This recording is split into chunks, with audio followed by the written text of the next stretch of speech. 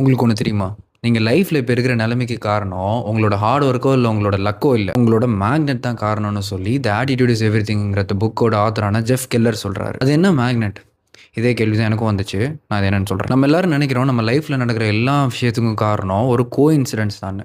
ஆனா அது இல்ல. ஆக்சுவலி நம்ம மைண்ட் ஒரு மேக்னெட் மாதிரி ஒர்க் ஆகுதாம். அது எப்படின்னா, நீங்க என்னால முடியாது, இல்ல அப்புறம் பார்த்துக்கலாம், இல்ல என் லைஃப்ல ஃபுல்லா கடன் தான், எனக்கு எப்பவுமே பிரச்சனை தான், இப்படியே நீங்க பேசிட்டே இருந்தீங்கன்னா, இந்த விஷயங்கள தான் நீங்க அட்ராக்ட் பண்ணுவீங்க அப்படின்னு இவர் சொல்றாரு. இதுதான் லா ஆஃப் டாமினன்ட் திங் அப்படின்னு அவர் சொல்றாரு. நம்ம எதை அதிகமாக டாமினண்ட்டாக திங்க் பண்ணுறோமோ அதுதான் நம்ம அட்ராக்ட் பண்ணுவோம். இதுதான் இவர் சொல்ல வர்றாரு. ஒரு 10 செகண்ட் பாசிட்டிவாக மோட்டிவேட்டடாக இருந்துட்டு மீதி இருக்கிற 16 மணி நேரமும் நம்ம நெகட்டிவாகவே யோசிச்சுட்டு இருந்தால் எப்படி நம்ம லைஃப் வந்து நெக்ஸ்ட் லெவலுக்கு மூவ் ஆகும்? பாசிட்டிவ் திங்கிங் ஒரு ஹேபிட்டாகவும் அதை டாமினேட்டிங்காகவும் உங்கள் மைண்டில் ரன் பண்ண விடுங்கன்னு சொல்கிறாரு.